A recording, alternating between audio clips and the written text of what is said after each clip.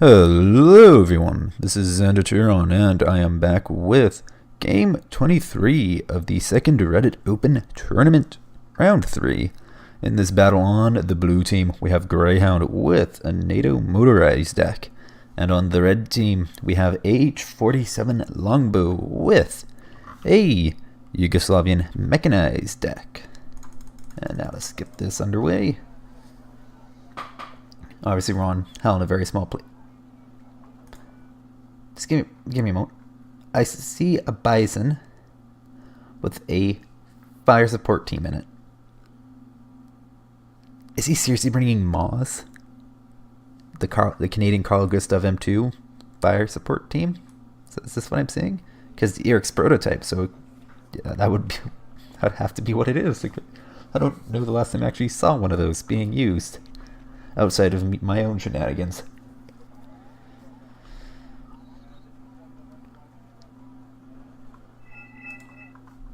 It was fun. Oh, I did not see what that side of thing is. Like, no, it looks like it's time to lose. I'm not sure. Doesn't matter. Alright, so let's start it off. So it looks like, is it a 2-command start or 1 command? Looks like he's just doing a 1-command start. Down here we have, so yeah, have the Bison here. So yeah, that's going to be MAW. Medium anti-armor weapon, I do believe is what it stands for, which was the Canadian designation for the Carl Gustav M2. You have UH-1H, that's the Japanese one, so yeah, it's going to be Chumat. C-26NO, that's going to be, let's see, looks to be Stormer in there, M163CS, it's fun, Saxon with Fusilier 90. So I'm guessing these dudes are heading into Bravo along with this guy. They just have 20 points he wanted to spend and decided that was the thing, but he didn't put it down last. I don't know. I'm just confused by that. Yeah, there's another one there. What is this? Okay, serious now. So you got the Gazelle, got UH-1H. Looks like he's sending pretty par for the course for Hell in a Small, or Hell in a Very Small, Punch Bowl. That's what it's called. Punch Bowl. I can remember the name of this map. Don't mind me. So on Punch Bowl, standard strategy is you want to get Bravo, because that gives you good access to the 2-pointers, and it also allows you to, get into the 1-pointers. That's just like, it's the middle of the map. By getting in the middle of the map, you kind of get into the rest of the map. Imagine that. So, heading there, looks like we got some Stormers and a MAW. Got a Krotal, AMX-13 FL2, that's the Dutch, the Netherlands. AMX Recon AMX-13. I like it more than the French one just because it's 10 AP kinetic, so it's pretty handy. And an M36. A couple of 3 10RCs, and it looks like more Stormer, or it's either down-vetted Stormer or up-vetted Gevarnman. Over here, we got more Stormer / Gevarnman, and a Roland 3. And up here, got some Gazelle Recon, a Celtic, and some SAS, and an H7. Can't remember, is the H7 Cat B? Yes, it is. So, yeah, it definitely looks like Greyhound is going pretty hard into Bravo. He's probably going to hold an Echo. I don't see him starting with any mortars. It's very infantry-centric, which makes sense considering the fact that it's, motorized. See how he falls up. And of course, we have Longbow, who is going with mechanized. So we got Drugan the M96, and that's going to be some Meo Savannah. Looks like, yeah, just taking a quick look, it looks like Longbow's going hard into Foxtrot and Echo. And to support that, he has an AN, some Hellcats, a couple T-55A recons, a Drug Jeep, an M84A, a Sava, and some infantry. So it's very vehicle heavy by the looks of it. And actually, what is the M84A? That looks like it's going to be Proletary. That's some description. And looks like he's also doing a 1-command start. Just some guys going into Bravo. That's going to be Granikari, Proletary, Drug, and M1107 Drug. Got a Harrow 2 for recon, and he also sending a not insignificant force to Delta. I think he might try doing a push onto the top of Charlie. I have to wait and see. Anyway, so we got more Granacari, Sailo, whatever, Enigla team. PB with some Neo Savannah, and Greyhound, Hellcat, and Recon T-55A. That's thinking. I guess I'll just wait and see, because I know personally I feel that doing the Bravo push is probably more handy than doing the, or maybe a bit of a better choice than doing the Echo Foxtrot push. That's my opinion. Oh, he's also starting with an L-17K, which could be pretty hazardous for helicopters over here. So depending on the timing, it might end up in range of the Roland 3 and the Celtic at the same time, but probably not.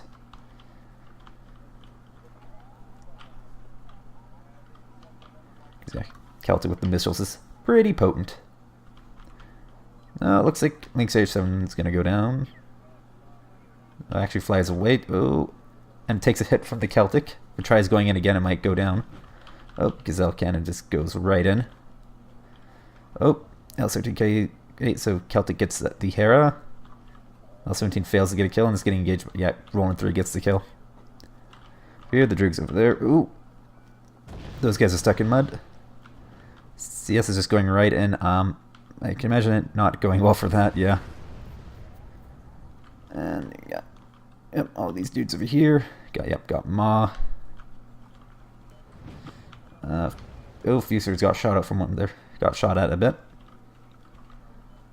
Got Meosavan and the Droog. And it's base Gavarman in the XA-186NOs, or one of them at least. Upvetted, obviously. I just had a line of vehicles in recon. Yeah, and Greyhound's going right in. He's going for Delta. He's got the cannons delaying them. And the SS are there. Okay, these guys are also going across. However, these guys are getting pretty messy up. Yeah, I got Proletary right in there. Gavarman. Gavarman should put the herd into the Meo Savannah just because the battle rifle is generally more useful than the submachine gun. However, the Gavarman are also exposed to a lot of fire support. So yeah, they're panicked. These guys aren't really worried. So not going to go well for the Gavarman.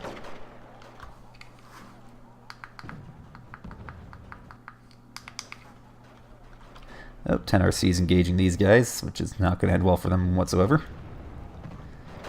And the MAWs just chilling out there with their Bison. Because reasons.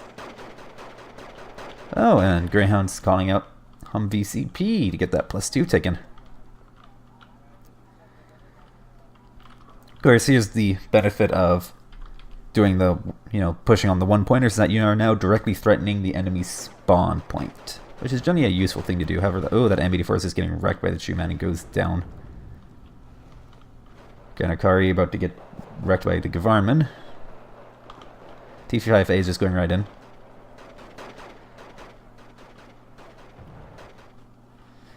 Yeah, these guys should be going down pretty soon. Yeah, okay, so Longbow is calling out CV for Delta. However, his guys, he doesn't know it, but these guys up here are cut off. Because yeah, I got a couple of AMX-13s, Gavarman, XA-186NOs. Yeah, okay, so right, Greyhound has down-vetted Stormers and up-vetted Gavarman. I remember that now. Oh, Granacari bite the dust any minute now. See, dead.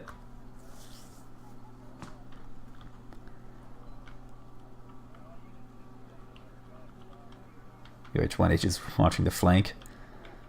It's just an interesting position. Or maybe not. Because Longbow is potentially in a situation to threaten Greyhound spawn. But the other thing is that it's actually not that bad defending from this location. Because you do have a town you can put ATGM and recon into, and then especially if the alpha spawn gets into this forest, there's really not much that Golf can do, the other player can do, because there's just so much open ground he has to cross, and so many different lines of, places where fire can come from. And so Greyhound, he has most of the map. However, if Longbow plays his cards right, he might be able to do something here. It's doubtful though, just because Greyhound can just come down from the top into Echo and Foxtrot. Oh, and I do believe the CV just went down to the MX-13. Yep. There are 2's going after him, and gets flat by Crotal. Stormers got back in their transports and are rushing into Delta. These guys are cut off, as I said before. Greyhound is at +2 ticking. L15M is out, probably going to try and get the MX-13s. Crotal. Crotal might be in range. Rolling 3s probably isn't. Nope. Yeah, that guy's going to make it out. Oh, I don't think they actually got anything.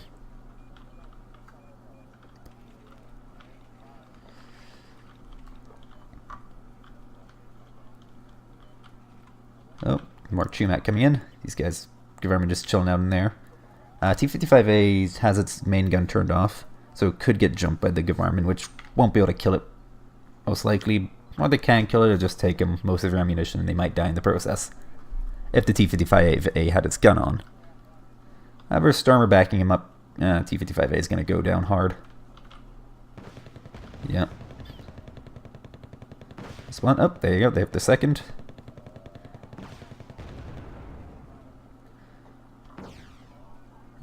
Yeah. And then Stormer any minute now. Oh, X-186 is taking hits from the T-55A. Verkenning and Chumat are going to take care of that, though.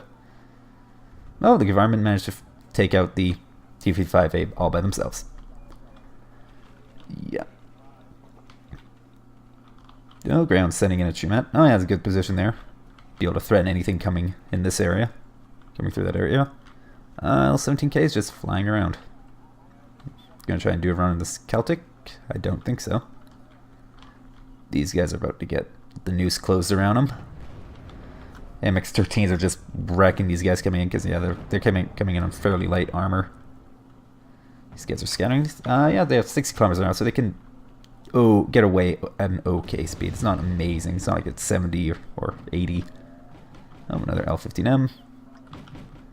Oh, no, these guys are exposed to the Chumat. Greyhound should be, yeah, Greyhound's moving that rolling 3 up. He's probably going to drop it in here, is my guess. He maybe could stick it in one of these for us, though. Stormer's getting wrecked by the Vidras and the T-55A. F-16A Block 15, probably one of the best one-on-one ASFs in the game, just because it comes at elite. And so while the AIM-7M Sparrow is perfectly mediocre as a, semi-active medium-range missile, AIM-9M, pretty good. And you combine those two with that elite veterancy it has, it just wrecks face. One-on-one, of course. If it has to deal with a second plane, no. It's not going to go too cool. Okay, so Longbow's trying to stave off the point bleed by getting a CV into Foxtrot. However, Greyhound's at 136, 138 now. And he's just pressing Longbow on all sides, and he's just throwing out these planes. The L-15M, 75 pointer. Don't really think he's doing too much killing with it, though. And now the F-16, yep, gets one of them. Got the other, or damaged the other. That guy's, yeah, evacing. Ooh, L-17K is gonna wreck it. Oh, AN and Verkenning trading fire with each other. I think the AN came out on top of that. And that's game. Greyhound was victorious with 145 conquest points to Longbow's 0. Longbow had 470 kills. Greyhound had 845. So yeah, what you saw there is just, I'd say, Greyhound just made the better strategic choice. He went for Bravo, which is, if you get Bravo, you get most of the map, and he took advantage of it. He was also, Longbow got a bit unlucky that his L-17K at the beginning failed to get any, failed to kill anything. So that, and then it just got wrecked by the Celtic and the Roland. And then Greyhound got into the top of, whatever. Delta? No, not Delta. Oh, Golf, I think, or Charlie, I don't know. I can't remember what the name of Longbow's 2-pointer is. Doesn't really matter, though, just because Greyhound got into it. Early on, he got the SAS in there. and then he got all those guys into the middle of it, and then just cut off Longbow from it, which is a big deal, you know. The enemy has their 2-pointer, and they also have your 2-pointer. It's not a good position to be in, speaking from experience. As well, Longbow, you know, he put most of his effort into capping, you know, Foxtrot and Echo, which I guess, you know, it's part of it also has to do with, you know, the decks they're using. Greyhound was using a motorized deck, so he could get into Bravo fast, get those good positions faster. Longbow, not so much. Because he had Greyhounds with the mechanized, I mean, I'm getting my names mixed around. Greyhound had the motorized, got into, you know, he could get to Bravo a lot faster than Longbow could with his mechanized deck. However, I think Longbow would, you know, this is just, you know, hindsight being 2020 here. You know, Greyhound didn't go very heavily into Foxtrot and Golf, or Foxtrot and Echo, whatever they are. One of them's Foxtrot. That's all I know. I'm terrible remembering the sector names, but yeah. It's just a case of Longbow got the advantage there, but he failed to, you know, exploit it just because it's very hard to exploit the advantage down there. It's just not easy to push from it. Especially considering the fact that he didn't have a mortar. Neither player had mortars, in fact.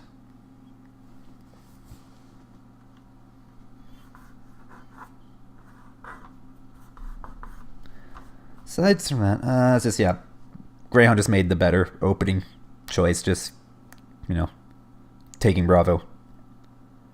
And that, because that's what allowed him to get into Longbow's 2-pointer, which was the major deciding factor, because if you can't, like I said, because 2-pointers, you know, that +2 ticks up, you know, it builds up really fast. And even though he had 2 1-pointers, if Greyhound captured all of his sectors, that's what, +5 versus +2, so Greyhound would be at a +3 tick. So there's just not a lot Longbow could do unless he tried to bum rush Greyhound spawn. But even then, that's not exactly a great perspective, just because it's not very easy to push there, especially if you don't have a mortar. And I think I'll just, or air defense, really. There's not a lot of air defense from either player, to be honest. Like, Greyhound had the Crotel and the Roland. The Roland 3, for the most part, was just a little too far back to be very handy. As soon as he got into the 2-pointer there on the other side, Greyhound should have run his Roland 3 in, just so it could deal with airplanes like the L-15Ms, which didn't really do that much damage, but they could have potentially done some potential damage. Crotel's in an alright position, you know, it's, you know, swatted down the Hera 2. It was taking pot shots at the airplanes, but it's just, by itself, Crotel's not particularly dangerous against. And yeah, I'll just call it here before I ramble on. But, you know, how much talking can I do about a game that was 8 minutes long? A surprising amount, in fact. But yeah. I'm Xander Turn-On, and this was... Actually, I should probably mention that Greyhound moves on to the semifinals. Yay. Can't remember who's placing in them, though. I think it's Razman? Yeah, I'm going to go with Razman. Anyway, I'm Xander Turn-On, and this was Game 23 of the second Reddit Open Tournament, Round 3. You guys have a lovely day.